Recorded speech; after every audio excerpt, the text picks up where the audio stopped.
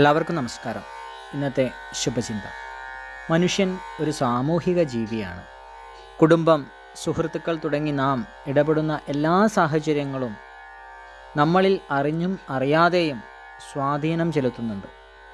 നമ്മുടെ വ്യക്തിബന്ധങ്ങളിൽ ആത്മാർത്ഥതയും സത്യസന്ധതയും നിലനിർത്തുന്നത് നമ്മെ പോസിറ്റിവിറ്റിയുള്ള വ്യക്തിത്വങ്ങളാക്കി മാറ്റിയെടുക്കാൻ സഹായിക്കും. മറ്റുള്ളവരിൽ നിന്നും നല്ല വാക്കുകൾ കേൾക്കാൻ ഇഷ്ടമല്ലാത്തവർ ആരാണുള്ളത്? നമ്മുടെ ദൈനംദിന ജീവിത മാനസിക അവസ്ഥകളിൽ മറ്റുള്ളവരുടെ നല്ല വാക്കുകൾക്ക് എന്തെങ്കിലും പ്രാധാന്യമുണ്ടോ? നമുക്ക് ചിന്തിക്കേണ്ടതാണ്. എല്ലാവർക്കും നന്മകളുണ്ടാകട്ടെ. എല്ലാവർക്കും ജീവിത വിജയം ഉണ്ടാകട്ടെ. നന്ദി. നമസ്കാരം.